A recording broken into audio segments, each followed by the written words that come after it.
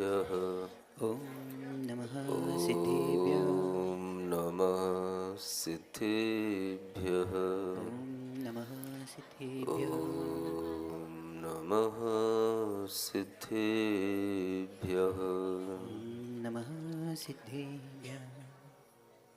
मङ्गलं भगवान् वीरो मङ्गलं गौतमो गणी मङ्गलं कुन्दकुन्दार्यो जैनधर्मोऽस्तु मङ्गलम्। सर्वमङ्गलमाङ्गल्यं सर्वकल्याणकारकं प्रधानं सर्वधर्माणां जैनं जयतु शासनं। जैनं जयतु शासनं।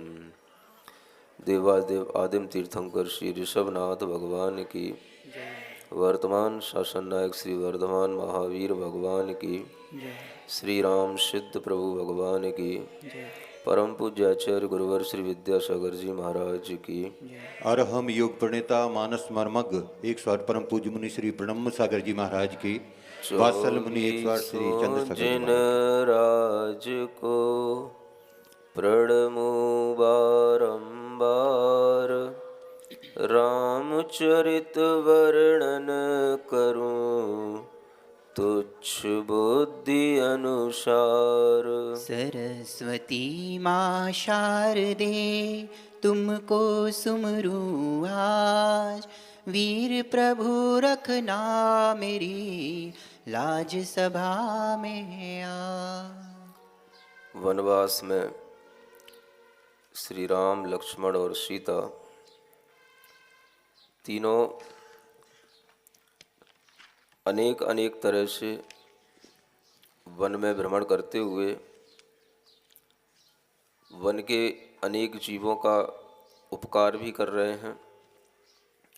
रास्ते में अनेक नगर मिलते हैं, राजा मिलते हैं। जो राजा किसी दूसरे के लिए दुख दिए हैं, अत्याचार किए हैं, उनके उन अत्याचारों का भी निवारण करते हुए वह राम लक्ष्मण आगे बढ़ते जा रहे हैं। कल आपको सिंगोदर और वज्रकर्ण का एक प्रसंग सुनाया था। इसी के आगे उन्होंने और भी जो म्लेच्छ राजा होते हैं उनके दुर्व्यवहार के कारण से बंधन में पड़े हुए ऐसे अनेक जीवों को मुक्त कराते हुए वह आगे बढ़ते चले जाते हैं। और आगे बढ़ते हुए एक जगह पर पहुंचते हैं तो जहां कोई उनको समझ पाता है तो उन्हें सम्मान देता है, और अगर कोई नहीं समझ पाता है तो उनका अपमान भी कर देता है। वह अपमान उसकी नादानी का परिणाम होता है। और ऐसा ही एक प्रसंग घटित हुआ। चलते चलते चलते चलते हुए जब थक गए तो एक कुटिया में किसी के घर के पास में बैठ गए। उस घर का मालिक उस समय पर वहाँ नहीं था। उसकी पत्नी ने उसको वहाँ बिठा लिया। राम लक्ष्मण को वहाँ बैठा देख करके जब वह उस घर का मालिक जिसका नाम कपिल था वह वहाँ आया और उसने देखा कि ये किसी को भी घर में बैठा लिया इसने, तो उसको वह डांटने लगा। यह देख करके वह तीनों वहाँ से उठ गए और पास में दूर जाकर के चलते चलते एक वृक्ष के नीचे बैठ गए। और फिर उस वृक्ष के नीचे बैठा देख करके जो वहाँ का वन का यक्ष था, उस यक्ष ने उनको देखा कि ये कोई बहुत बड़े इंद्र, नागेंद्र की तरह दिखाई देने वाले महापुरुष लग रहे हैं और ये यहाँ एक वन की वृक्ष की छांव में बैठे हैं। तो उस यक्ष ने उनके रूप को देख करके, उनके सौंदर्य को देख करके, उनके महापुरुष के लक्षणों को देख करके प्रसन्न होकर के वहाँ पर एक नगरी बसा दी।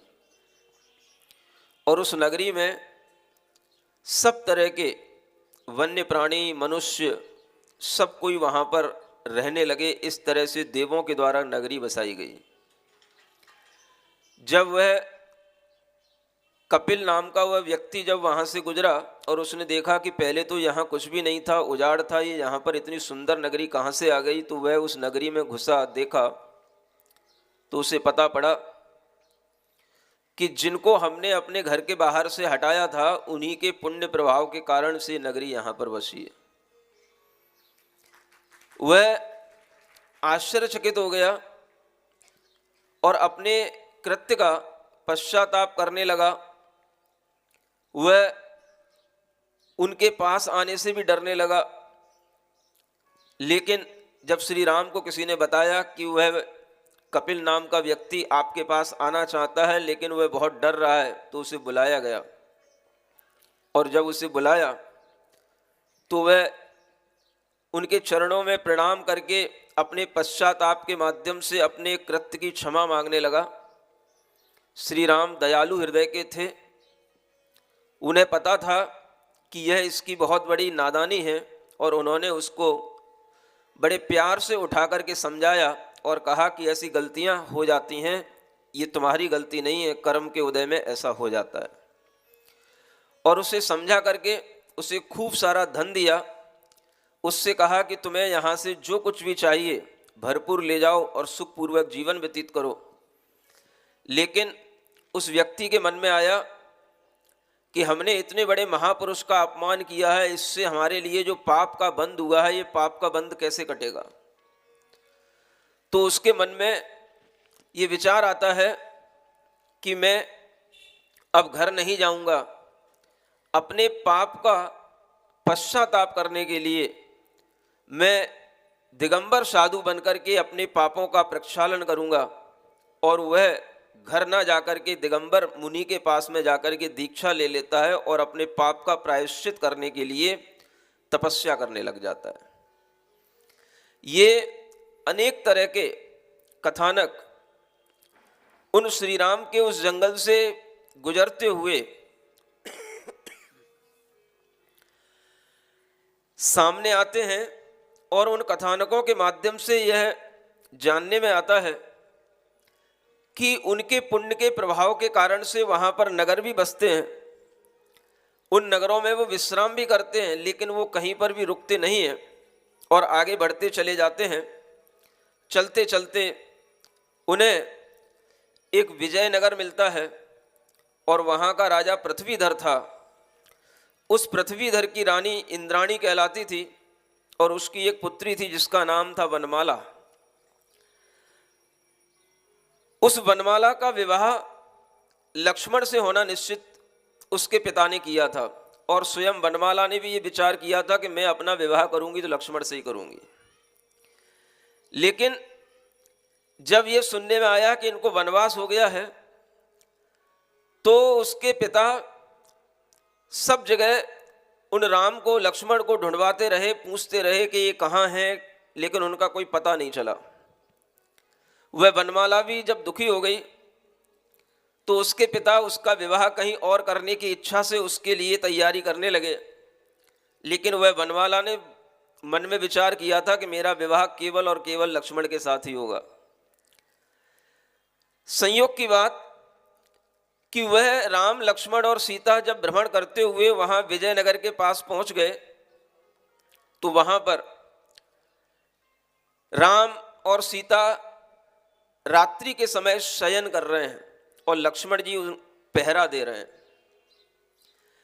पहरा देते हुए उनके लिए दिखाई दिया कि कहीं से कोई पदचाप की आवाज आ रही है, कोई आ रहा है जंगल की ओर, सुगंधी आ रही है। और इस तरह की वह कुछ आहट देख करके उनके मन के अंदर एक कुतूहल उत्पन्न हुआ कि चलो चलें, देखें तो क्या हो रहा है, कौन आ रहा है। रात्रि के समय पर किसी का इस तरह से आना किसी विशेष घटना के साथ ही हो सकता है। उन्होंने देखा एक स्त्री उधर जंगल की ओर आ रही है और वह एक वृक्ष के पास में खड़ी होकर के कुछ वृक्ष से कह रही है और लक्ष्मण उसको दूर से सुन रहे हैं। पहरा दे रहे थे, लेकिन लक्ष्मण के अंदर कुतूहल उत्पन्न हुआ कि देखें तो ये कौन है, क्या है, कहाँ से आई है, क्या करने जा रही है। और उसका पीछा करते करते वह उसके पास तक दूर से उसको देख रहे हैं। उसके निकट पहुंच करके भी वह वृक्ष के पीछे छिपे छिपे उसको देख रहे हैं कि ये क्या करना चाह रही है। और वह एक वृक्ष के पास खड़ी होकर के वहां बोलती है, हे वृक्ष, मेरा मन तो लक्ष्मण के साथ विवाह करने का था, लेकिन मेरे पिता ने बहुत प्रयास करने के बाद भी उन लक्ष्मण को ढूंढ नहीं पाया। मेरे पिता मेरा विवाह कहीं और कराना चाहते हैं, मैं विवाह नहीं करना चाहती, इसलिए मैं अपना जीवन समाप्त करना चाहती हूँ। और ऐसा कहकर के वह वहां पर एक फांसी का फंदा लटका करके उसके लिए उस फांसी पर झूलने को तैयार हो गई। उसी समय पर लक्ष्मण ने उसको लपक के पकड़ा और उसको बचाया और उससे पूछा कि तू ये क्या कर रही है। तो कहती है कि मैं लक्ष्मण को ढूंढ रही थी। तो लक्ष्मण कहता, वो लक्ष्मण मैं ही हूं। और वह लक्ष्मण उस कन्या को लेकर के जब तक राम के पास आते हैं तब तक राम देखते हैं कि लक्ष्मण कहाँ गया, और उसको ढूंढते हुए उसकी आवाज लगाते हैं। तो आवाज लगाते ही वो लक्ष्मण उनके पास तक पहुंचते हैं। और इतने में उस राजकुमारी के अनेक सखियां, अनेक सिपाही लोग भी ढूंढते ढूंढते तब तक उसके पास में आ गए। और जब सबको पता पड़ा कि जिस लक्ष्मण के लिए राजा पृथ्वीधर ने सोच रखा था अपनी पुत्री का विवाह करने के लिए, वो लक्ष्मण नगर के निकट ही विराजमान हैं, और ऐसी खबर जब पृथ्वीधर राजा को मिली तो बड़े गाजे बाजे के साथ में वह महोत्सव मनाते हुए उनके पास आया और उनको अच्छे रथ पर बिठा करके अपनी नगरी में ले गया और वहां पर जाकर के अपनी वनमाला का विवाह उन लक्ष्मण से रचाया। इस तरह के अनेक प्रसंग जो उस वनवास के दौरान हो रहे हैं, ये हमें ये बताते हैं कि जब व्यक्ति के खुद का पुण्य होता है तो उसे किसी भी जगह पर कोई भी तरह की आपदाएं नहीं होती हैं। पुण्यात्मा पुरुष को हर जगह पर सुख मिलता है, हर जगह पर लाभ मिलते हैं। और इस तरह का लाभ अर्जित करने के लिए व्यक्ति को हमेशा ये ध्यान रखना चाहिए कि हम पुण्य भावों को, शुभ भावों को अपने अंदर उत्पन्न करके उस पुण्य का अर्जन करें, जिसके माध्यम से सारे काम बनते हैं। वन भी व्यक्ति के लिए भवन की तरह बन सकते हैं, और उन वनों में भी एक राजाओं के माध्यम से उनके सम्मान हो रहे हैं। कहीं बड़े बड़े यक्ष, नाग, नागेंद्र उनके लिए नगर बना करके, रचना करके उनके लिए रहने का स्थान दे रहे हैं, तो कहीं राजा लोग उन्हें अपने राजमहल में ले जाते हैं और हर तरह से उनकी वही राजसी खातिरदारी हो रही है जैसे वह एक राजा के रूप में उनकी अयोध्या में हुआ करती थी। ये सब पुण्य के प्रताप से होता रहता है। और यही बताने के लिए यह मर्यादा पुरुषोत्तम श्री राम का चरित्र आपके सामने है कि हम कभी भी अपने जीवन में अगर किसी भी कारण से दुख पाते हैं तो यही सोचें कि ये हमारे अपने कर्मों का फल है, और अगर हम सुख पाएं तो भी यही सोचें कि ये हमारे अपने कर्मों के फल से हमको सुख मिल रहा है। अगर हमारे कर्म में और कर्म के फल में यह सामर्थ्य होगी तो हम किसी भी स्थान पर रह करके सुखी रह सकेंगे। और यही बात हमें उन रामचंद्र जी के जीवन चरित्र से प्राप्त होती है। ऐसा वह जीवन चरित्र जिनका चल रहा है वह आगे बढ़ते चले जा रहे हैं और हम उसी कथानक को आगे बढ़ाते हैं।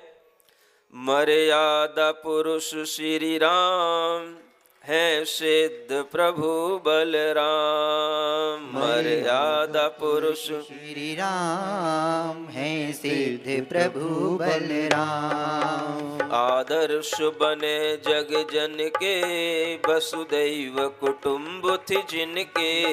आदर्श बने जन जन के वसुदेव कुटुंब थे जिनके।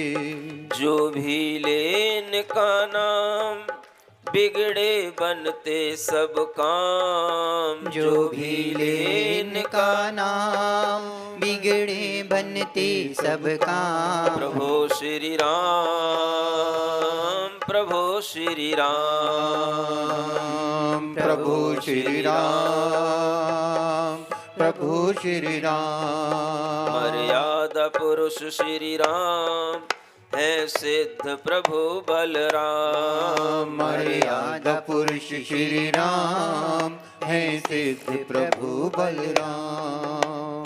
दशरथ जिनके जनक कहाए, दशरथ जिनके जनक कहाए, कौशल्यानंदन जन गाए, कौशल्यानंदन जन गाए।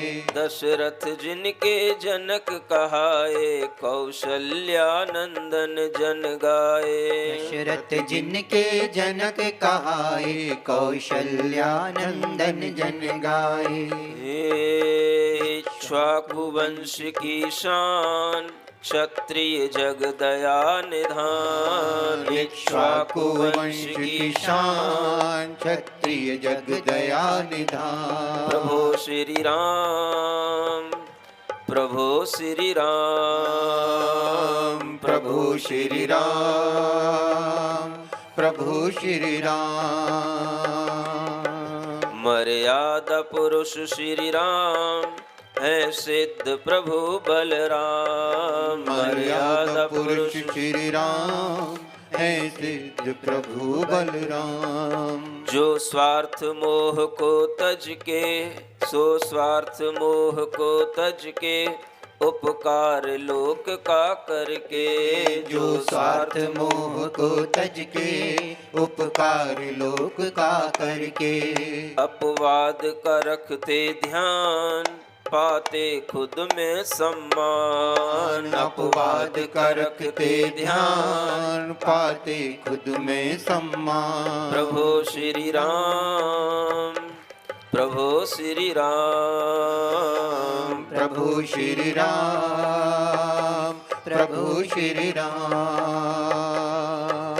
मर्यादा पुरुष श्री राम है सिद्ध प्रभु बलराम। मर्यादा पुरुष श्री राम है सिद्ध प्रभु बलराम। हर प्राणी जिनको गाता, हर प्राणी जिनको गाता, ना जाति भेद मन लाता। हर प्राणी जिनको गाता, ना जाति भेद मन लाता। सीता के स्वामी प्राण, हनुमान के जो अभिमान। सीता के स्वामी प्राण, हनुमान के जो अभिमान। प्रभो श्री राम, प्रभो श्री राम, प्रभु श्री राम, प्रभु श्री राम। मर्यादा पुरुष श्री राम है सिद्ध प्रभु बलराम। मर्यादा पुरुष श्री राम है सिद्ध प्रभु बलराम। पितु वचन निभाने खातिर, तज के राजा सुख आखिर। पितु वचन निभाने खातिर, तज के राजा सुख आखिर। वन वन करते विश्राम, वन वन करते विश्राम, अन्याय अनीति न काम। वन वन करते विश्राम, अन्याय अनीति न काम। प्रभो श्री राम, प्रभो श्री राम, प्रभु श्री राम, प्रभु श्री राम। मर्यादा पुरुष श्री राम है सिद्ध प्रभु बलराम। मर्यादा पुरुष श्री राम है सिद्ध प्रभु बलराम। दक्षिणा पथ की ओर जाते जाते उन्हें रास्ते में एक क्षेमांजलि नगरी मिलती है, और उस क्षेमांजलि नगरी के पास जब वे पहुंचते हैं तो वहां पहुंचने पर उन्हें कुछ लोगों से बात सुनाई पड़ती है। लोग पूछते हैं आपस में, ये कौन है, कहाँ से आए हैं। बड़ा इनका मनमोहन अतिशय रूप दिखाई दे रहा है, ऐसा लगता है कि कोई देवता ही नगर में आकर के प्रवेश कर रहे हों। लेकिन उसी समय पर उनके लिए और भी बात सुनाई पड़ती है कि यहाँ पर रहने वाली राजा की जो कन्या है, वह कन्या न जाने कितने लोगों के प्राण लेगी। ऐसा वह काल कन्या की बात उन्हें वहाँ पर सुनाई पड़ती है। काल कन्या समझते हो? जिसने कुछ ऐसी प्रतिज्ञा कर रखी है जिसके कारण से कितने ही लोगों के प्राण चले जाएंगे, तब जाकर के वो कन्या उसे प्राप्त होगी। वह राजा की जित पद्मा नाम की एक काल कन्या है। काल कन्या के नाम से उसकी चर्चा चल रही है। काल कन्या का मतलब न जाने कितने लोगों के लिए वो काल बन करके आई है। वह कन्या ने एक प्रतिज्ञा ले रखी है कि वह तो किसी पुरुष की ओर देखेगी नहीं, देवों को भी वह देखना नहीं चाहती। कोई देव पुरुष भी उसके सामने आ जाए तो वह उसको भी देखने की इच्छा नहीं करती। और राजा ने मन बना रखा है कि मैं अपनी कन्या का विवाह उसी से करूंगा जो मेरी शक्ति के आघात को सहन कर पाएगा। राजा के पास कुछ शक्तियां हैं। शक्तियां जानते हो? विद्या की कुछ शक्तियां होती हैं जो फेंकी जाती हैं तो आदमी मर जाता है, मूर्छित हो जाता है। जैसे एक बार स्वयं लक्ष्मण को भी शक्ति लगी थी, उसी तरह की कुछ शक्तियां वह राजा के पास में हैं। और राजा इस तरह से जब विचार करते हैं कि जब भी कभी मैं इस तरह का कोई योद्धा अपने सामने देख लूंगा, कोई पुण्यवान पुरुष अपने सामने देख लूंगा जो मेरी शक्ति को सहन कर ले, उसी से ही मैं अपनी जित पद्मा कन्या का विवाह करूंगा। ये बात लक्ष्मण के कानों में पड़ती है और लक्ष्मण को ये सब बातें सुनकर के उनका जो बल है वो अपने आप में उनके शरीर में एक अलग तरह की थेरन होने लग जाती है। और इस तरह के कुतूहलों से खेलने का उन्हें एक बहुत अच्छा अवसर मिल गया है वनवास में। वैसे तो वो घर में रहते तो शांत रहते हैं, लेकिन अब यहाँ पर उन्हें वन में हर तरह से जितने भी प्रकार के उनके सामने उपद्रव आते हैं, उन सब उपद्रवों से जीतने का, उन सब उपद्रवों से भिड़ने का उनके अंदर एक अदम्य साहस होता है। वो एक सोचते हैं कौन सी कन्या, कौन सा राजा, किसकी बात कर रहे हो? कहाँ है वो राजा, कहाँ है वो कन्या, कहाँ रहता है, कहाँ उसका महल है? और ऐसा कहते कहते वो उस राजा के महल में प्रवेश कर जाते हैं बेधड़क। कोई रास्ते में रोके तो एक हाथ इधर मारा, एक हाथ उधर मारा, दूर हट। और वह बेधड़क राजा के महल में प्रवेश कर गए और सीधे राजा से जाके टकरा गए। कहने लगे, क्या ये नगर के अंदर उदम मचा रखा है? तू कितना दुष्ट है, तेरे पास कितनी शक्तियां हैं, मेरे ऊपर फेंक। सीधा जाकर के उससे बोलने लग गए। और वह राजा के समक्ष जाकर के जब उन्होंने इस तरीके का एक तरह से मतलब कहना चाहिए अनादर का भाव राजा के समक्ष किया तो राजा को गुस्सा आ गया। और गुस्सा आया तो उसने अपनी शक्ति उनके ऊपर फेंकने से पहले बोला, तू क्यों यहाँ मरने आया है, कहाँ से आया है, कुछ अपना नाम पता तो बता। तो वो लक्ष्मण कहते हैं, तुझे नाम पता लेने से क्या जरूरत है, तेरे पास कौन सी शक्तियां, वो शक्तियां मेरे पास फेंक। वह राजा एक शक्ति को फेंकता है तो वह एक शक्ति को अपने एक हाथ से पकड़ लेते हैं, फिर दूसरी शक्ति फेंकता है उसे दूसरे हाथ से पकड़ लेते हैं, तीसरी शक्ति फेंकता है उसे अपनी बगल की कांख से दबा लेते हैं, चौथी शक्ति को अपने दूसरी कांख से दबा लेते हैं। और उस राजा के पास मात्र 5 शक्तियां थी। वह राजा अंतिम अपनी 5वीं शक्ति फेंकता है तो उसे अपने मुंह में दबा लेते हैं। और ये 5 शक्तियों से जब वह राजा खाली हो जाता है तो वह कन्या दूर से खड़ी खड़ी देख रही होती है। उसी समय पर वह कन्या का मन उस लक्ष्मण पर आ जाता है और उसी समय पर उन शक्तियों के ग्रहण करने के कारण से अनेक गंधर्व देवता, नाग देवता, किन्नर देवता वहां पर आकर के उनकी प्रशंसा करने लग जाते हैं और वहां पर मधुर गायन होने लग जाते हैं, पुष्पों की वर्षा होने लग जाती है और उस जित पद्मा से लक्ष्मण के विवाह की तैयारियां होने लग जाती हैं। ये महापुरुषों की बातें हैं जिनके पास में कई कई रानियां हुआ करती थीं और बड़े बड़े राजा जिन्हें अपनी बेटियां देने के लिए तत्पर हुआ करते थे, वो राजा जिनके लिए सोचा करते थे, वो राजा सोचते हैं कि इनका वनवास हमारे पुण्य से इसलिए हुआ कि ये खुद हमारे पास चल करके आ रहे हैं। और इस तरह का वह जित पद्मा के साथ में जब विवाह हुआ तो उस समय पर वहां पर उन्होंने कुछ दिन वहां पर रुके और उसके बाद में वो वहां से आगे बढ़े। अनेक तरह के इस तरह के प्रसंग विवाह के उनके समक्ष आए और लक्ष्मण ने जब भी विवाह किया अपने भाई राम को आगे रख करके सीता से अनुमति लेकर के उन्होंने विवाह किया और राम ने किसी विवाह में मना नहीं किया। उनके विवाह कराते गए, वो आगे बढ़ते गए। उसी बीच में जब वो बनमाला का प्रसंग आया था तो वहां पर एक और बड़ा अच्छा प्रसंग आता है। भरत शत्रुघ्न ये दोनों राजा अयोध्या में राज्य कर रहे हैं और अभी ये लोग उनकी सीमा से बाहर नहीं निकले हैं, चल रहे हैं, आगे बढ़ते चले जा रहे हैं।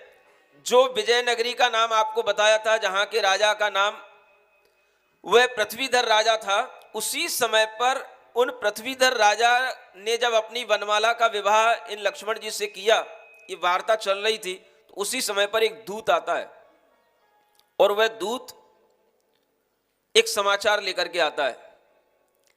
समाचार में लिखा था, राजा अतिवीर ने आपको बुलाया है और अगर आप नहीं आ सकते हैं तो आप अपने पुत्रों को और कुछ सेनाओं को हमारे लिए भेजें, हम भरत पर चढ़ाई करने जा रहे हैं। यह समाचार जो दूत ने उन्हें ला करके दिया था, उसी समय पर उन राम लक्ष्मण ने भी यह समाचार सुन लिया। दूत को बुला करके पूछा कि ऐसा क्यों? पता पड़ा शत्रुघ्न ने अतिवीर के जो राजा था उसकी सेना पर चढ़ाई की और अंधेरे में बिना बताए हुए उसकी सेना को बहुत सारे सिपाहियों को मारा। ये लड़कपन में शत्रुघ्न ने काम किया और उसके कारण से वो अतिवीर राजा क्रोधित हो गया और वह भरत पर अपना साम्राज्य जमाने के लिए या भरत पर अपनी चढ़ाई करने के लिए वह अयोध्या में जाने की तैयारी कर रहा है। और ये बात जब रामचंद्र जी को ढंग से पता पड़ी, उन्होंने दूत के माध्यम से पूरा समाचार सुना समझा, तो उन्हें लगा कि वास्तव में ये अतिवीर राजा बहुत प्रचंड राजा है और जो शत्रुघ्न ने गलती की है, भरत अगर उससे लड़ना भी चाहेगा तो इसको जीत नहीं पाएगा। अब वो मन में विचार करते हैं क्या किया जाए। ये बात लक्ष्मण को भी मालूम है और सीता को भी मालूम हो गई। सीता ने भी सुन लिया कि यह अतिवीर राजा उनके ऊपर आक्रमण करने जा रहा है, तो वे विचार करते हैं कि भरत स्वयं भी सेना लेकर के लड़ने के लिए आ रहा है और ये भी सेना लेकर के लड़ने के लिए जा रहा है। अब इन दोनों के बीच में भरत इनसे जीत नहीं पाएगा, वो समझ रहे हैं, लेकिन इस अतिवीर राजा को नियंत्रित करना है, कैसे करें? तो उन्होंने वही पृथ्वीधर राजा के साथ में एक योजना बनाई और वह अतिवीर राजा के नगर की ओर चले। कुछ उस राजा के अपने बंधुओं को साथ में लेकर के, पुत्रों को साथ में लेकर के, कुछ सेना के साथ में वो आगे चले और वहां पर जाकर के जिस नगर में वो अतिवीर राजा रहता था, वहां पर उस नगर के बाहर एक मंदिर में रुक करके सीता को तो एक गढ़नी आर्यका मां के पास में छोड़ दिया और लक्ष्मण को साथ लेकर के और कुछ जो उस राजा के अपने आदमी लेकर के आए थे, वहां से लेकर के वह एक नर्तकी का भेष बना करके उस राजा के पास पहुंचते हैं। नर्तकी समझते हो? नृत्य करने वाली नृत्यांगना। राम जी, लक्ष्मण जी सब इस तरह का एक नृत्यांगना का भेष बनाते हैं कि कोई उन्हें देख करके समझ भी नहीं पा रहा है कि ये पुरुष है। और ये उन्होंने नर्तकी का भेष बना करके उस राजा के महल के अंदर तक जाने की उन्होंने पूरी जुगत लगा ली और वो राजा के महल के अंदर तक पहुंच गए और राजा भी उस नर्तकी के नृत्य को देखने में आकर्षित हो गया। और जब वो आकर्षित हो गया तो उसी समय पर नर्तकी ने उस राजा के गलेवान को पकड़ करके उसको उसी समय पर कहा कि तू जिस भरत के ऊपर आक्रमण करने जा रहा है, तू अपने काल को बुलाने जा रहा है, भूल कर भी उसके ऊपर आक्रमण करने मत जाना, उसका सम्मान करना। अगर तूने ऐसा कुछ कृत्य किया तो तेरी मृत्यु निश्चित है। ये धमकी जब एक नर्तकी ने दी तो वहां पर बड़े बड़े जो योद्धा बैठे थे सब वहां पर लड़ने लग गए, और लड़ते हुए उन नर्तकियों ने ही उन सब योद्धाओं को हरा दिया, और राजा को जब अपने बस में कर लिया तो उस समय पर वहां के मंत्रियों ने कहा, राजन, जब भरत की भेजी हुई नर्तकियां इतनी शक्तिमान हैं तो राजा कितना शक्तिमान होगा, इसलिए अपने को ये स्वीकार कर लेना चाहिए कि वहां पर अपने को नहीं जाना। और इस तरह से किसी को पता नहीं पड़ा, उन्होंने नर्तकियों का भेष बना करके उस राजा को अपने लिए समर्पित करवा लिया। इधर भरत के साथ उनका युद्ध होना था, भरत भी उधर से चढ़ाई करने के लिए अपनी सेना के साथ आ चुका था बहुत दूर तक, किसी को पता नहीं था कि ये कौन है। और इस तरह से वह नर्तकी का भेष बना करके वो वहां से हट गए, और राजा भरत को जब पता पड़ा कि अब वो अतवीर इधर नहीं आ रहा है, तो उसी समय पर उस अतवीर ने अपने अपमान को समझ करके कि ऐसे राज्य से मुझे क्या मतलब जिसके कारण से मुझे अपमान भोगना पड़ता है, तो पहले के राजा तुरंत संसार से विरक्त हो जाया करते थे, और वह संसार से विरक्त हो गया। उसने अपने मन में विचार किया, मुझे ऐसा राज्य नहीं करना, मुझे इस तरह के अस्थिर संसार में किसी भी तरह का मोह करके अपने अपमानित नहीं होना।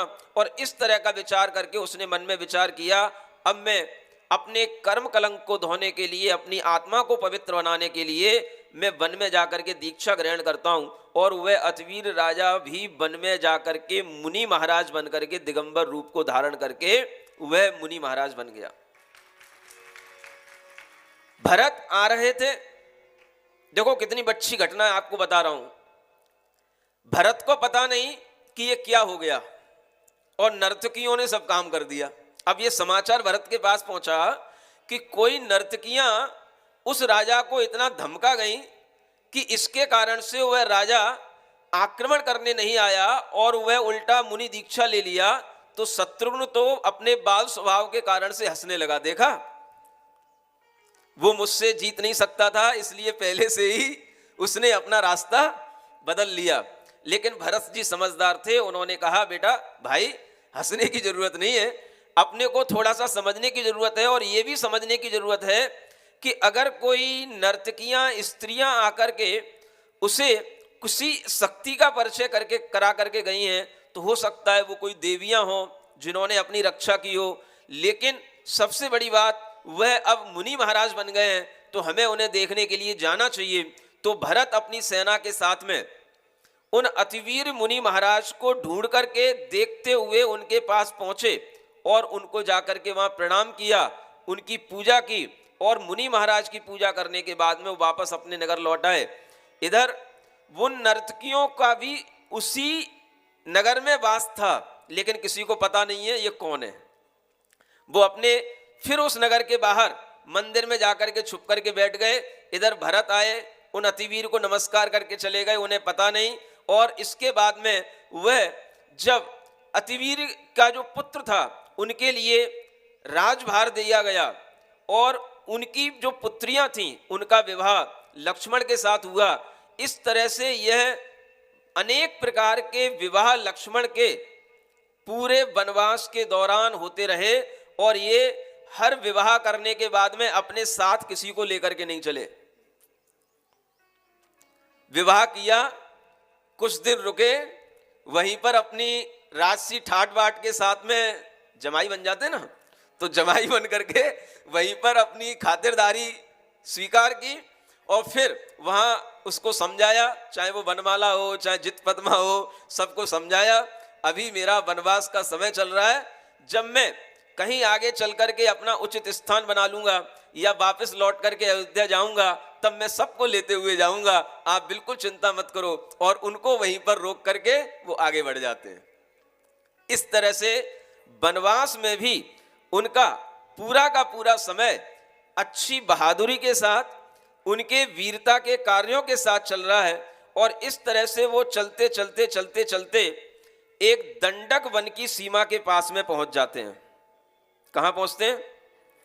जहां पर एक वंशस्थल नाम की उन्हें एक पहले नगरी मिलती है। वहां पहुंचने से पहले भी एक उन्हें वंशस्थल नाम की नगरी मिलती है और ये नगरी बड़ी ऐतिहासिक नगरी है। आगे जो ये चित्रण आ रहा है ये बड़ा ऐतिहासिक चित्रण आ रहा है जो आपके लिए यहाँ पर प्रस्तुत किया जा रहा है। पेज नंबर 49 पर ये वंशस्थल नगरी का चित्रण पढ़ते हैं।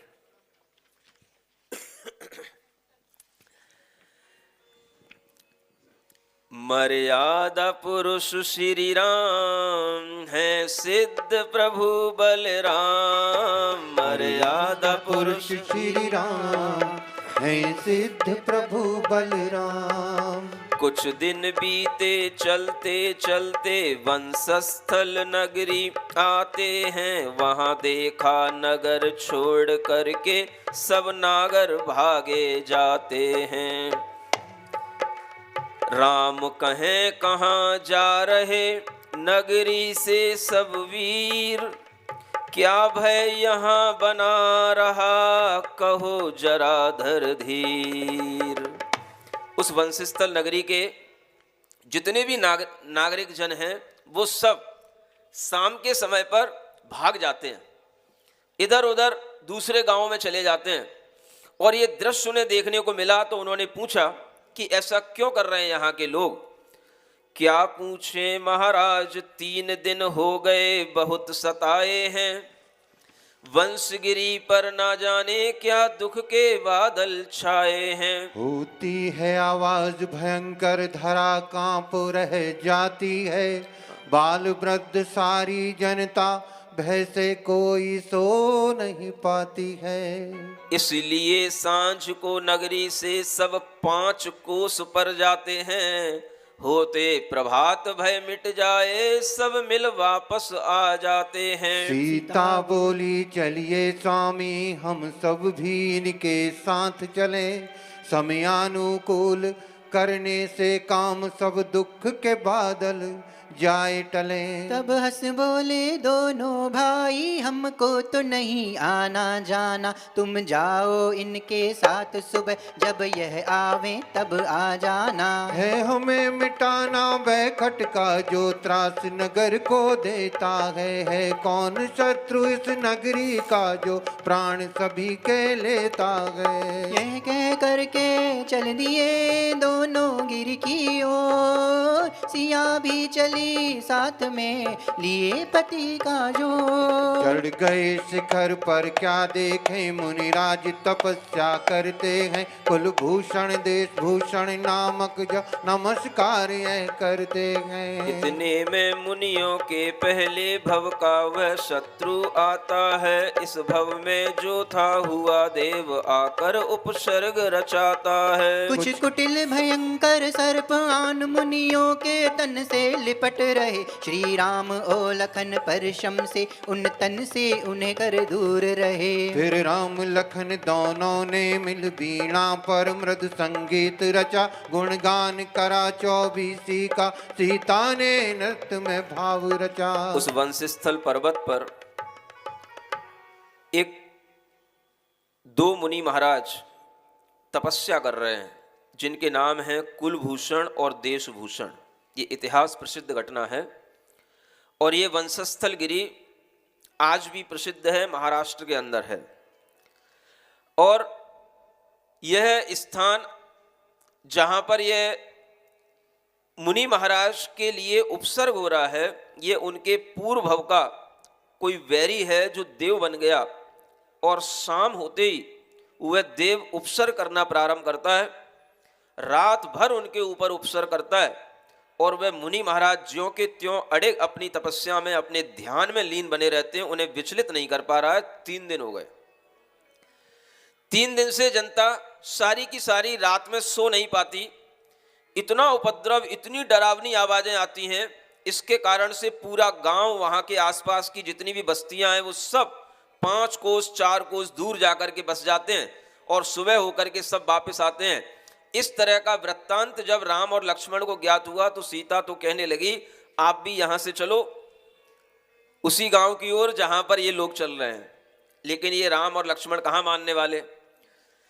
इन्होंने मन में विचार किया कि अगर किसी भी गांव के अंदर कोई उपद्रव हो रहा है, कोई आताताई उन्हें सता रहा है, तो हम देखें तो ये क्यों कर रहा है, क्योंकि ये वीर बहादुर लोग थे, क्षत्रिय पुरुष थे, इन्हें किसी प्रकार के बल की इनके पास में कमी नहीं थी, और ये मानो कि दुनिया की रक्षा करने के लिए, पूरे संसार को त्राण देने के लिए, उनका रक्षक बनकर के ही मानो ये संसार में आए हों। इसलिए जहां कहीं पर भी कोई उपद्रव होता था, ये स्वयं उस उपद्रव में जाकर के देखने की कोशिश करते थे और उस उपद्रव को मिटाते थे। उन्होंने देखा गांव के सारे लोग इधर उधर भाग गए, सीता भी डर रही थी। राम सीता को बीच में रख करके, लक्ष्मण पीछे चल रहे हैं, और तीनों लोग उस पर्वत पर आगे बढ़े। ऊपर जाकर के देखा मुनि महाराज तपस्या कर रहे हैं, ध्यान मग्न हैं, और शाम का समय जैसे जैसे हो रहा है, उनके पास में बड़े बड़े भयंकर सर्प उनके पैरों में आकर के लिपट रहे हैं। ऐसे बिच्छू जिन्हें कभी देखा नहीं गया, इतनी बड़ी बड़ी जिनकी पूंछें हैं, ऐसे बड़े बड़े बिच्छू देख करके सीता एकदम से चिल्लाई, डर गई। तो राम ने उससे कहा, डरो मत। और वह अपने धनुष बाण से उन सर्प को, बिच्छुओं को अलग कर देते हैं, और अलग करने के बाद में उन मुनि महाराज के चरणों का गंधोदक लेते हैं, उनकी पूजा करते हैं, और वहां पर नृत्य और संगीत के माध्यम से 24 तीर्थंकरों की स्तुति करते हैं। और इसके बाद में जैसे जैसे रात होती चली जाती है, वैसे वैसे वह उपद्रव बढ़ता चला जाता है, भयंकर आवाजें आने लग जाती हैं। रात्रि के समय पर घोर वहां पर राक्षसियों के, पिशाचियों के दृश्य देखने को मिलने लग जाते हैं। नर मुंड की आकृतियां, मुंह से आग निकाले हुई ज्वालाएं निकल रही हैं, ऐसी भयंकर आकृतियों को बनाए हुए अनेक वहां पर स्त्रियां आकर के वहां पर नाचने लग जाती हैं। और पूरे अंधकार के वातावरण में तरह तरह के पत्थर गिर रहे हैं, तरह तरह से वहां पर मेघों की गर्जना हो रही है। जितने भी तरह से वहां पर उन्हें परेशान किया जा सकता था, ज्योतिषी देव वह उन दोनों मुनि महाराजों को वहां पर परेशान कर रहा है, उनके ऊपर उपद्रव कर रहा है। लेकिन मुनि महाराज कभी किसी उपद्रव का प्रतिकार नहीं करते, और वह 3 दिन से वह लगातार कर रहा था। आज चौथे दिन इस उपद्रव को वह राम लक्ष्मण भी देख रहे हैं, और जिस स्थिति में वो खड़े हैं, उस स्थिति में सहसा राम भी उस समय पर डर गए, और उन्होंने सीता को उन मुनि महाराज के चरणों में बिठा दिया, और स्वयं राम और लक्ष्मण दोनों युद्ध करने के लिए पूरे उस अंधकार में उन देवों से युद्ध करने के लिए तैयार हो जाते हैं। वह वृत्तांत आपके सामने आगे आता है। इतने में एक आवाज भयंकर भेद पहाड़ को निकली है। भूकंप हुआ पृथ्वी डोली, व्यंतरों की हाहा सुन ली है। आकाश से खून की बूंद पड़ी, कभी हाथ कटे आ जाते हैं, सर पैरे अलग गिरते देखे सीता को चक्कर आते हैं। भयमान राम से लिपट गई वो मीठे शब्द सुनाते, हे प्रिय मुनि चरणों में रहो, हम उसको मार भगाते हैं। राम लक्ष्मण ने उस समय लीने धनुष चढ़ाए, माया नाशक बाण कुछ 34 दिए चलाए। बाणों की शक्ति के आगे मिट गई असुर की सब माया हो, शक्तिहीन निज खैर मना उनके सन्मुख से भाग गया। उपसर्ग मिटा लग शुक्ल ध्यान, मुनियों को केवल ज्ञान हुआ, आस्वर्ग लोक से देवों ने तब गंध कुटी निर्माण किया। मिलकर नरेश युत सभी प्रजा श्री राम के यश गुण गाते, वन में ही मंडप छा उनको सिंहासन पर पधराते हैं। पहले भव के मुनियों के पिता इस भव गरुणेंद्र कहाते थे, यह कृत्य राम का देख मगन हो उन्हें वचन दे जाते थे। जो इच्छा हो वह अब मांगे, यह पड़े भीड़ तब स्मरण करे, निज लोक से आकर के रघुपति उस समय तुम्हारी मदद करें। उधर गए गरुणेंद्र और इधर इन्हें तैयार, गमन हेतु लख कर सभी कहन लगे नर नार।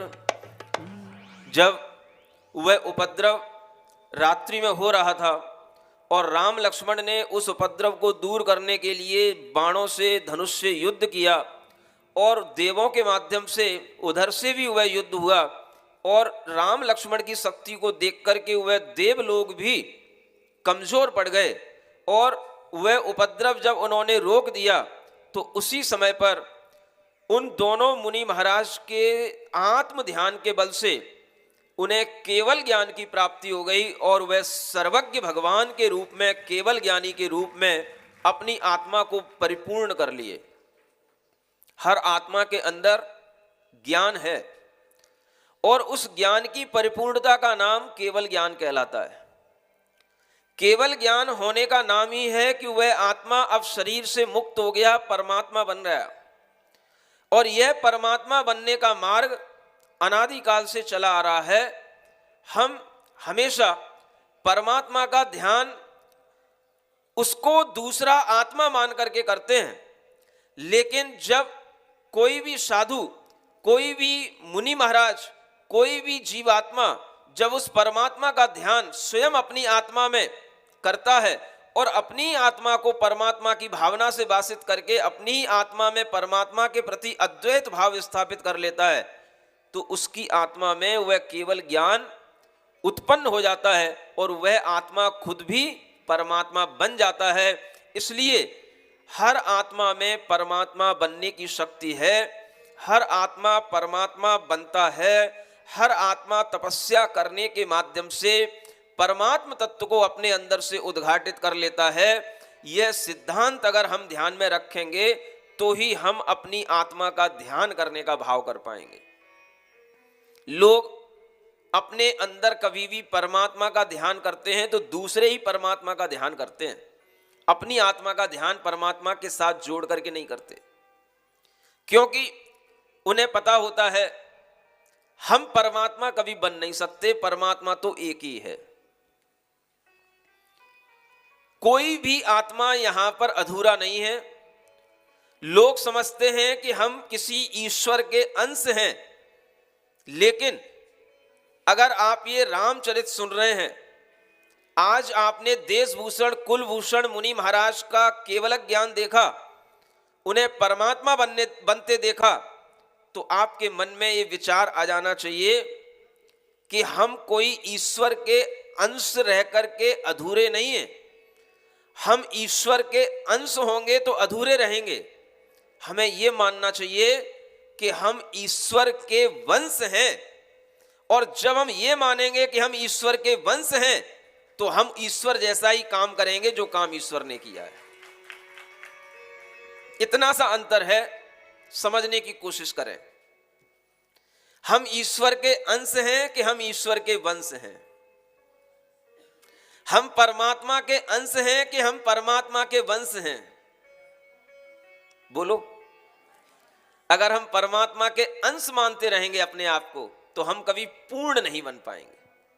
अंश कभी पूर्ण नहीं होता, और अंश दुनिया में कभी भी अगर अंश अंश अंश अंश हर कोई रहेगा तो वह अंश कभी अपने अस्तित्व को दूसरों से पृथक कभी महसूस नहीं कर सकेगा।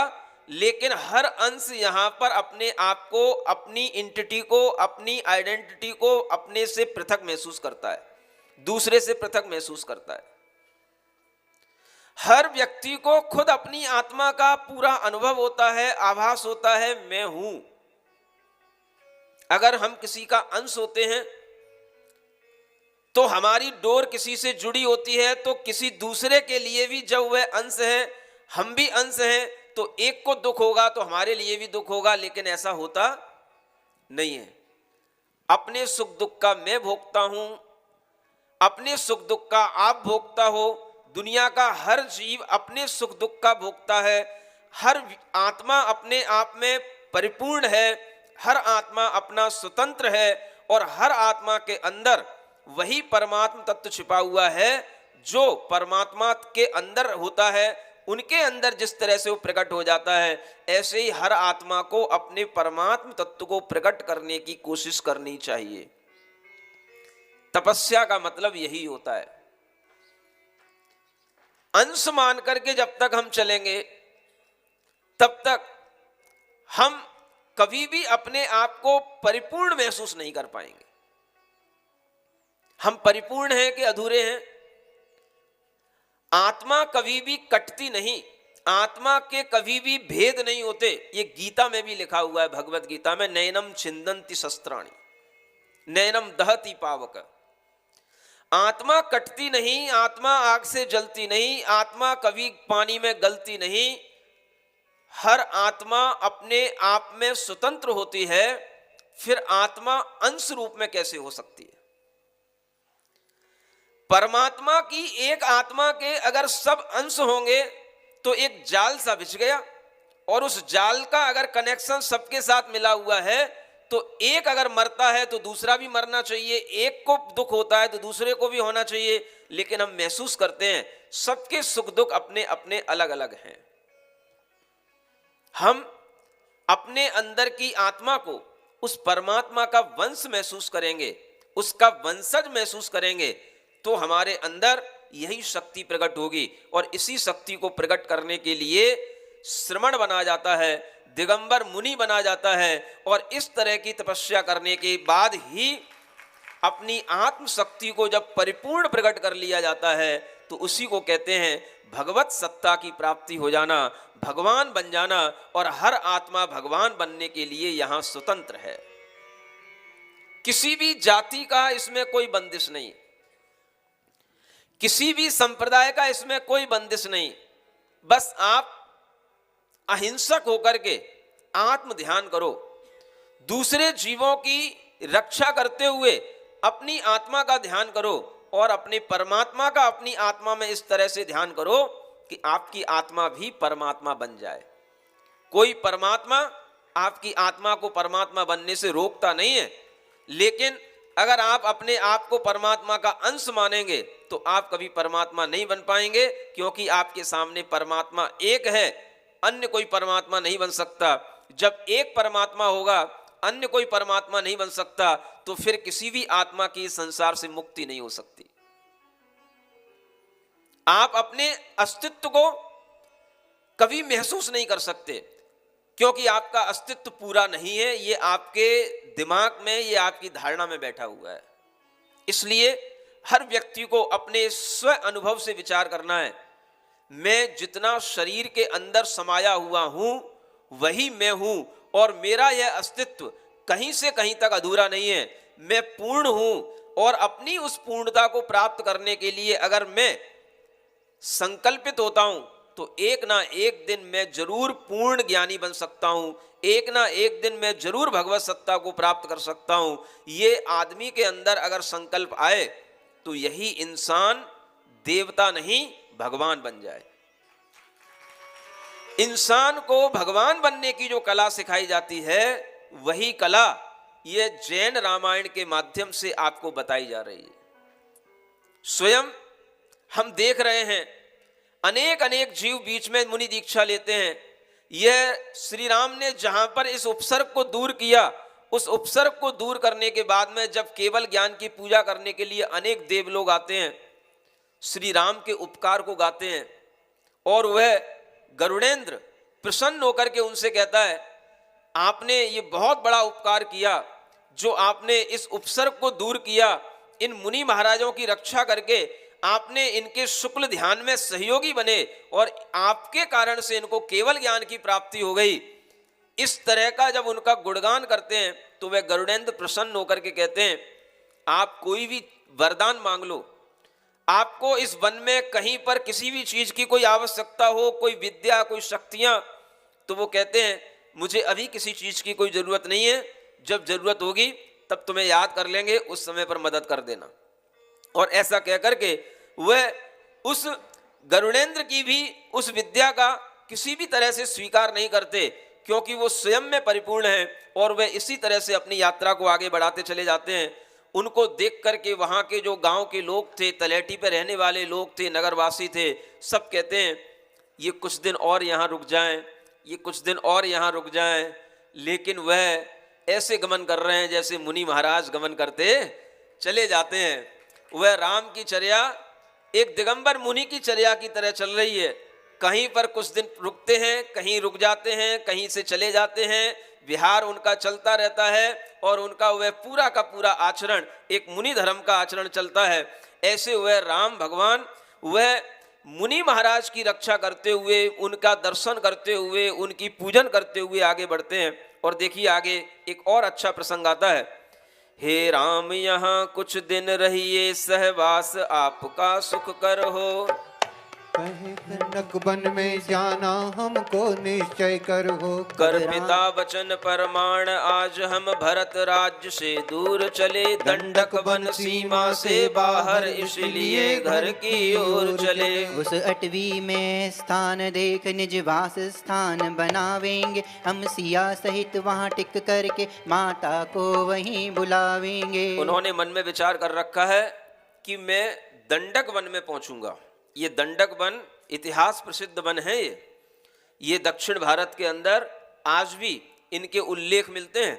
वंशस्थल नगरी ये महाराष्ट्र में कुंथलगिरी के रूप में आज भी प्रसिद्ध है। वहां जाकर के आप देखना, देशभूषण और कुलभूषण मुनि महाराज का जहां से ये उपसर्ग हुआ, उनका मोक्ष भी वहीं से हुआ है, जहां से उन्हें केवल ज्ञान प्राप्त हुआ और उनकी वह मोक्ष स्थली वहां मानी जाती है। ये इतिहास प्रसिद्ध चीजें हैं और इसी ओर वह बढ़ते चले जा रहे हैं। दंडक वन की ओर जाकर के उनके मन में आता है कि जब हम दंडक वन में पहुंच जाएंगे, माने महाराष्ट्र की भी सीमा से आगे निकल जाएंगे, तब जाकर के हम भरत की सीमा से बाहर निकलेंगे और वह वहां जाकर के हम एक बढ़िया महल बनाएंगे, कुटी बनाएंगे, वहां रुकेंगे और वहां रुक करके तब हम अपनी माँ कौशल्या से हम कह करके आए हैं, जब हम अच्छी जगह पहुंच जाएंगे तब हम तुम्हें लेने आएंगे। ऐसा विचार वह सब रास्ते में जो भी मिलते हैं उनसे कहते जाते हैं, मुझे अभी यहाँ नहीं रुकना। कहाँ रुकना? दंडक वन में जाकर के रुकना है। इस तरह का वह विचार सबको बताते जाते हैं और इसी बीच में कुछ और भी घटना वहां पर घटने लग जाती है। दंडक वन में पहुंच करके कुछ अनूठा होता है। पढ़ते हैं, यह कह करके चल दिए तीनों भव्य स्वरूप, दंडक वन में आन कर रचली कुटी अनूप। कुटियां आंगन क्यारियां बना सीता ने पौधे रोप दिए, केत की जूही चंपा बेल पा समय खिले मृदु गंध लिए। आया बसंत नव पुष्प गंध से महक उठा सारा जंगल, कुछ पलित हरण होल कल कुलांच करते थे जंगल में मंगल। मादक मौसम के वशीभूत हो राम के मन नव भावाया, फूलों से सीका कर सिंगार निज संग झूले पर झुलवाया। आमोद प्रमोद में इसी तरह जीवन के दिन कुछ बीत गए, तीनों अवतारी होकर भी जग की माया में विरम गए। एक दिवस की बात है करी रसोई तैयार, आगत पारण हेतु थे तीनों ठाड़े द्वार। देखिए वह दंडक वन है। उस दंडक वन में पहुंच करके उन्होंने अब मन बनाया कि यहाँ पर कुछ अच्छा स्थान बना करके यहाँ पर कुछ दिन रुकेंगे और वहाँ पर उन्होंने अपनी एक कुटिया बनाई। चारों ओर अच्छी अच्छी फुलवारियाँ लगाईं, केतकी के, जूही की, चंपा के, बेला के, चमेली के, सब तरह के फूलों से सुगंधित उन्होंने बढ़िया सुंदर कुटिया बनाई और आसपास वृक्षों से सुशोभित अपना स्थान बनाया। और वहीं पर जहाँ जंगल में बहुत सारे हिरण वगैरह आकर के भी, खरगोश आकर के भी वहाँ पर उनके साथ में खेलते थे, ऐसे स्थान में बड़े आमोद प्रमोद के साथ में फूलों से खेलते हुए, फुलवारियों से खेलते हुए, झूलों पे झूलते हुए, अपना आनंद भाव के साथ में उन्होंने वहाँ पर बहुत समय व्यतीत किया। सुन रहे हो? रो तो नहीं रहे? रोना नहीं है। राम को वनवास हो गया, राम को वनवास हो गया, सीता क्या करेगी, कैसे चलेगी, कैसे रहेगी, कैसे उसको कष्ट सहन करने में आएंगे, ये सब रोने की बातें छोड़ो। ये देखो कि पुण्य के उदय से हर जगह पर अपने आप सब कुछ व्यवस्थाएं बनती चली जाती हैं और यही शुभ लक्षण होते हैं, जिन शुभ लक्षणों के माध्यम से वह व्यक्ति जहां कहीं पर भी पहुंच जाता है उसके लिए कभी कोई प्रतिकूलता नहीं रहती है। समझ में आ रहा है? ये शुभ लक्षण जन्म से ही होते हैं महापुरुषों के शरीर पर। एक दोहा आता है, तिल भौरे लहसुन मसा बसे दाहिने अंग। क्या सुन रहे हो? तिल भौरे लहसुन मसा बसे दाहिने अंग, लक्ष्मी साथ न छोड़िए चाहे बसो बनवंश। लक्ष्मी साथ ना छोड़ती चाहे बसो बनवंश। भले ही आप वन में जाकर के रह जाओ, लेकिन लक्ष्मी आपका साथ नहीं छोड़ेगी, क्योंकि आपके शरीर में महापुरुषों के पुण्य के लक्षण हैं। अपने पुण्य पर विश्वास करना सीखो। राम लक्ष्मण का यह जीवन चरित्र हमें क्या सिखा रहा है? कोई हमारा कुछ नहीं बिगाड़ सकता। हर व्यक्ति अपने पाप पुण्य के फल से सुख दुख प्राप्त करता है। जीवन मरण सब पाप पुण्य के फल से चलता है। इसी कोरोना में अनेक अनेक वृद्ध भी बच करके निकल गए, और इसी कोरोना में अनेक नई उम्र के बच्चे भी गुजर गए। क्यों? आपको भी तो कोरोना, आपने भी तो फेस किया। आपके सामने कोरोना नहीं आया? क्यों नहीं आपके ऊपर कोरोना का अटैक हुआ? आपके लिए कुछ पुण्य बल था, और उसी पुण्य बल के कारण से आपको ये राम कथा सुननी थी इसी मनुष्य जन्म में, इसलिए कोई भी कोरोना आपका कुछ भी बिगाड़ नहीं पाया। ये अपना पुण्य है। जो व्यक्ति सदाचारी होकर के भगवान की भक्ति करते हुए आत्मविश्वास को बढ़ाते हुए गुजरता है, उसके पुण्य से उसका जीवन चलता है। आप देखते हो अनेक लोग नई नई उम्र के गुजर गए अपने सामने से। कई वृद्धों को कोरोना हुए, वो उससे फेस करके निकल गए, सामने आ गए, बचा लिए अपने जीवन को। और कई अच्छे नए खून के लोग, जिनका बल अच्छा था, जिनका शरीर बलिष्ठ दिखाई देता था, ऐसे लोग एक झटके में निकल गए, गुजर गए संसार से। क्यों? किसी को कोई बचाने वाला नहीं, किसी को कोई मारने वाला नहीं। सुन रहे हो? हाँ, लेकिन आप लोग हमेशा मारने वाला है भगवान, बचाने वाला है भगवान। आप सोचो, हम हर चीज को भगवान के ऊपर क्यों डाल देते हैं? जब हम अपने कर्मों का फल स्वयं अर्जित करने के लिए तैयार हुए हैं, तो हमें अपने कर्मों के फल पर विश्वास करना चाहिए। कोई भी भगवान क्या किसी को मार सकता है? अगर हम ये मानते हैं कि हम भगवान की संतति हैं, भगवान ने हमें पैदा किया है, तो क्या भगवान अपनी संतति को मारेगा? फिर हम क्यों बोलते हैं मारने वाला है भगवान, बचाने वाला है भगवान? थोड़ा विचार किया करो। मैं मना नहीं कर रहा हूं, आप भगवान को भगवान मानो, लेकिन किस रूप में मानो? भगवान कभी किसी को मारता नहीं, भगवान कभी किसी को बचाता नहीं। हर व्यक्ति भगवान की भक्ति करके अपने पुण्य कर्म से अपने आप को बचाता है। और अगर भगवान का वह बैरी बन जाता है, भगवान को नहीं मानता है, तो उसी पाप कर्म के बंध के कारण से वह अपने आप को मिटाता है, नाश करता है। ये कहानी है। यही कहानी श्री राम सिखा रहे हैं। यही कहानी देशभूषण कुलभूषण महाराज की आपके सामने आई है। और इसी कहानी से आपके अंदर ये विश्वास बनना चाहिए कि सब कुछ कर्म के कारण से होता है। अपने किए हुए कर्म अपनी आत्मा से बंद करके जन्म जन्मांतरों तक हमारे साथ में रहते हैं, और इन्हीं कर्मों के फल से हमें जन्म जन्मांतरों में अनेक तरह के सुख दुख, अनुकूल प्रतिकूल वातावरण मिला करते हैं। समझ में आ रहा है कि नहीं आ रहा है? क्या विश्वास करना है? सारे संसार के अंदर क्या चल रहा है?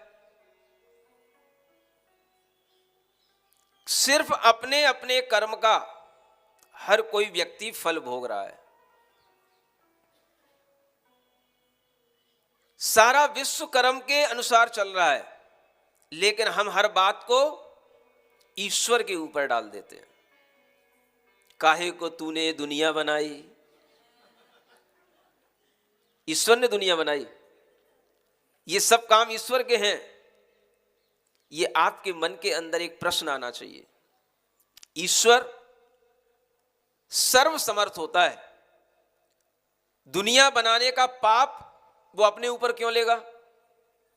अगर दुनिया बनाई तो दुनिया में इतने पाप हो रहे हैं, इस पाप का फल किसको मिलेगा बताओ? अच्छा, कोई भी चीज कोई बनाता है तो उसका फल उसी को मिलेगा ना।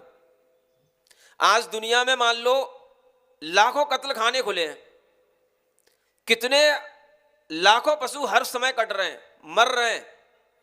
ये भगवान की बनाई हुई दुनिया में भगवान के ही बनाए हुए इन लोगों के अंदर इस तरह से जब ये पाप आ रहे हैं और ये जीव कट रहे हैं, हत्या हो रही है, तो इस सब का पाप किसको लगेगा बताओ?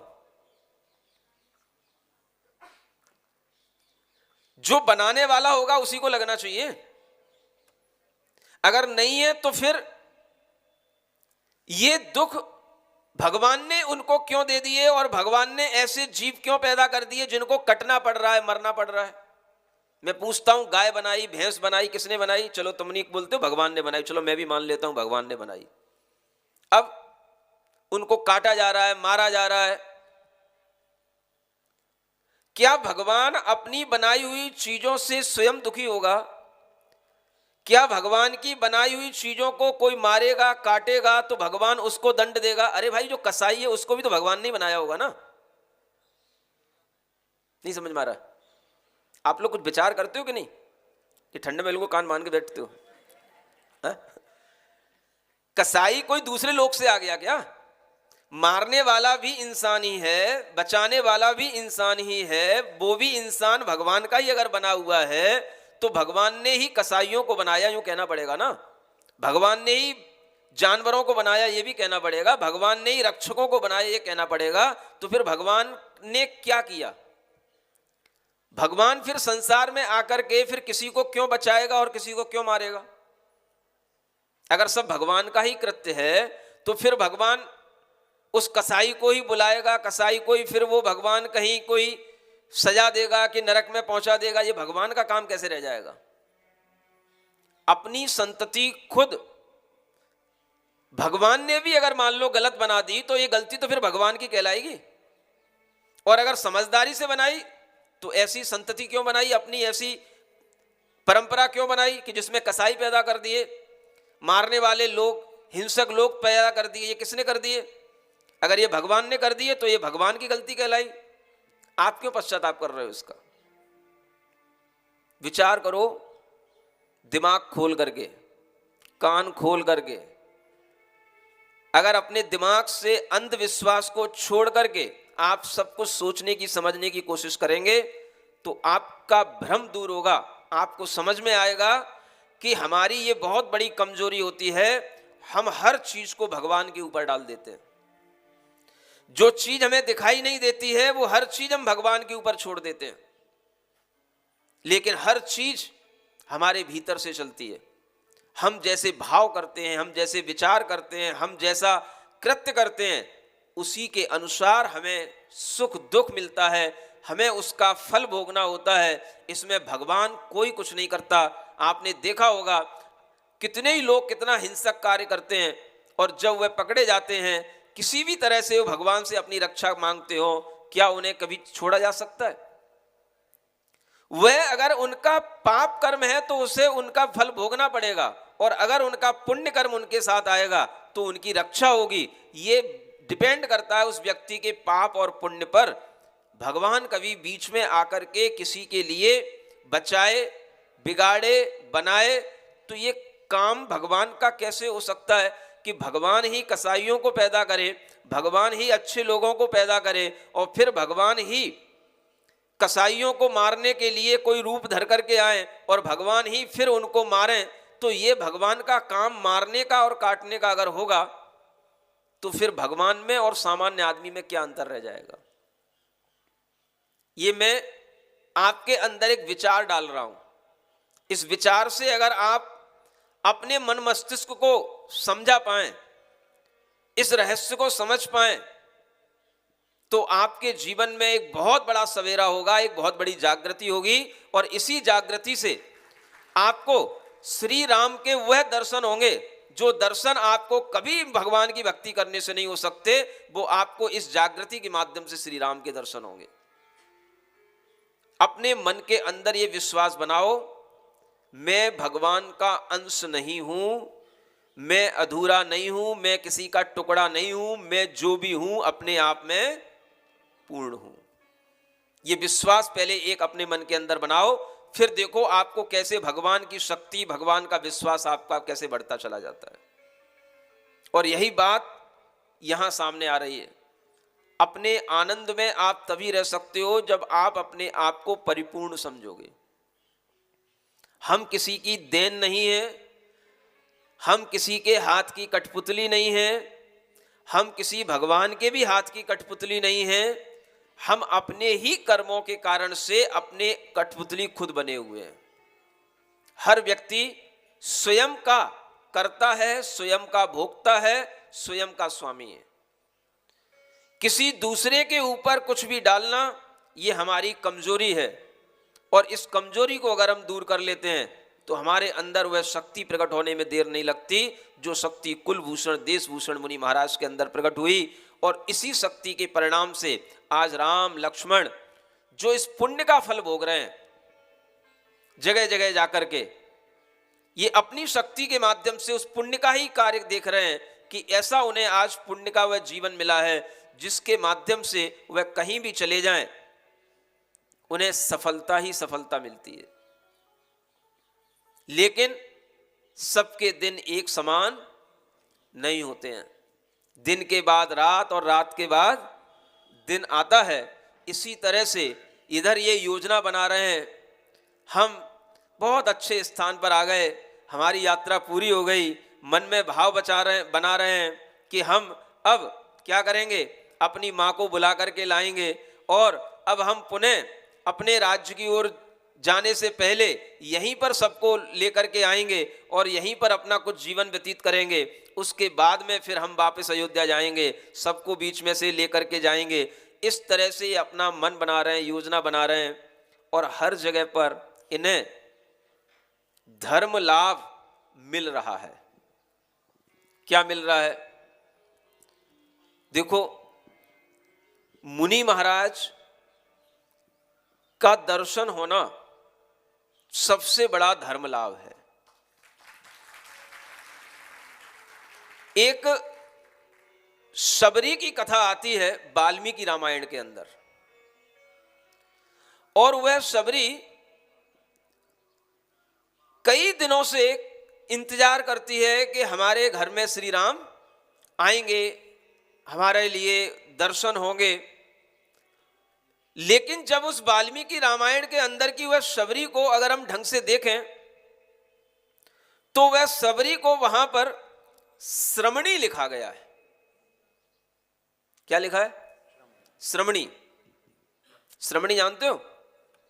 श्रमण मुनि महाराज कहलाते हैं, और श्रमणी छुल्लिका आर्यका इनको श्रमणी कहा जाता है।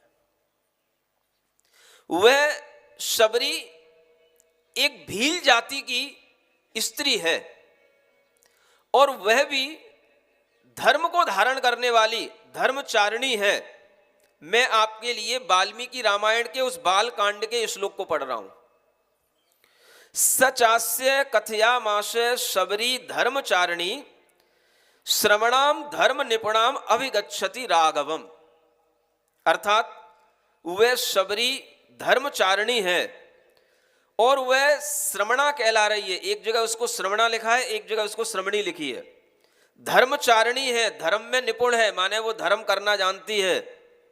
और उनके निकट वह राघव आते हैं। राघव माने श्री राम जी आते हैं। ये बाल कांड में लिखा हुआ है वाल्मीकि रामायण के अंदर। एक अरण्य कांड है वाल्मीकि रामायण के अंदर, वहां लिखा हुआ है ताम उवाचे ततो रामे श्रमणीम धर्म संस्थिताम। एक जगह उसी अरण्य कांड के 74वें सर्ग में 7वें नंबर के श्लोक में और एक 73वें सर्ग के 26 नंबर के श्लोक में लिखा है श्रमणीम शबरी नामे काकुस्थ चिरजीवनी। यानी वहां पर उस शबरी को श्रमणी माना गया है। श्रमणी होती है छुल्लिका को, क्योंकि ये जो भी भील हो, आदिवासी हो, ये लोग भी धर्म धारण करते हैं और ये लोग भी धर्म धारण करके धर्मचारी बन जाते हैं। तो इनके लिए भी वही पूज्यता मिलती है जो पूज्यता सब लोगों के लिए मिलती है। इस प्रसंग को लेकर के कई विद्वानों ने इस बात को कहा है कि यह शबरी छुल्लिका थी।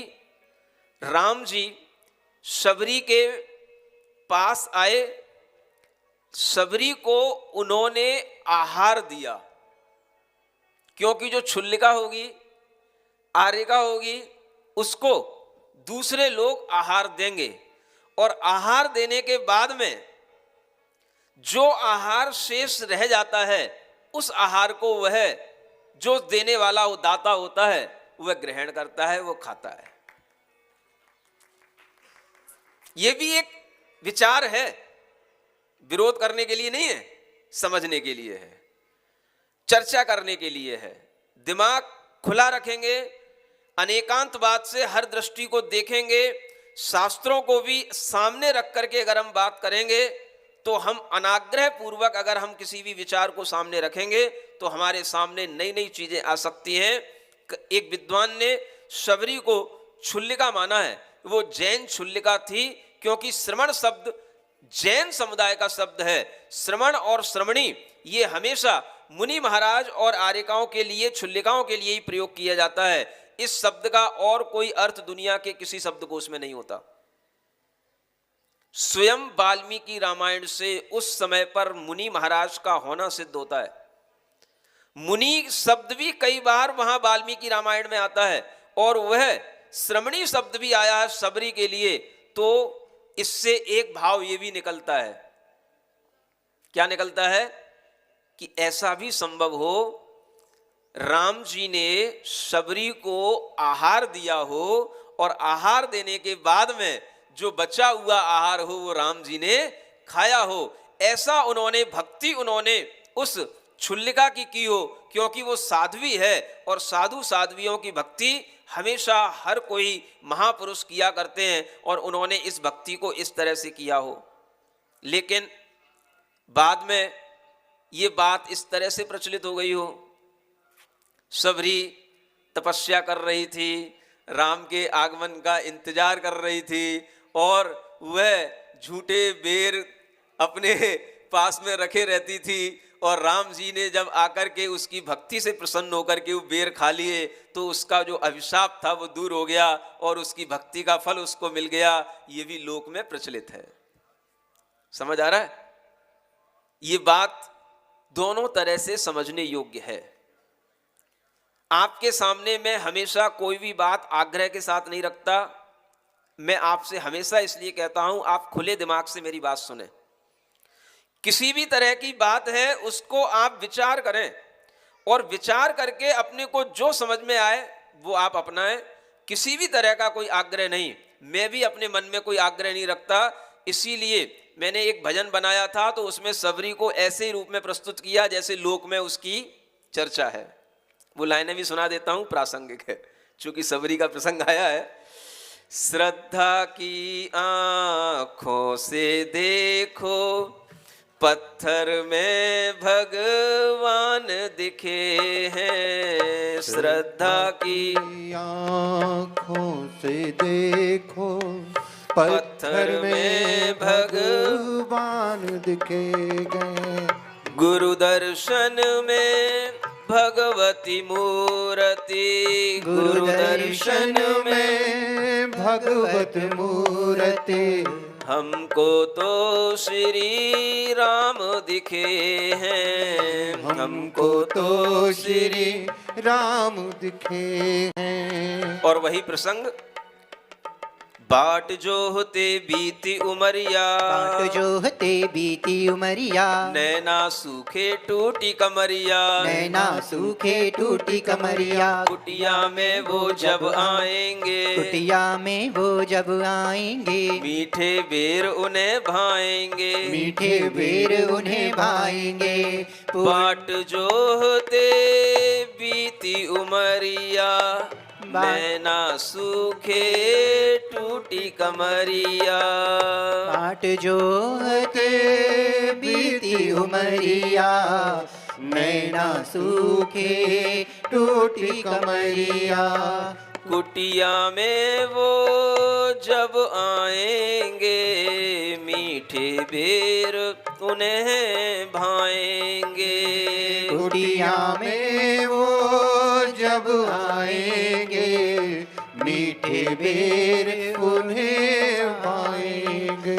पूर्ण पूर्ण हुई जब कठिन परीक्षा, पूर्ण हुई जब कठिन परीक्षा, तब शबरी को राम दिखे हैं, तब शबरी को राम दिखे हैं। श्रद्धा की आंखों से देखो पत्थर में भगवान दिखे हैं, श्रद्धा की आंखों से देखो पत्थर में भगवान दिखे हैं। गुरु दर्शन में भगवत मूर्ति हमको तो श्री राम दिखे हैं, गुरु दर्शन में भगवत मूर्ति हमको तो श्री राम दिखे हैं, राम दिखे हैं। और यह प्रसंग जब और आगे बढ़ता है तो कल आपके लिए वह भूमिका बनेगी।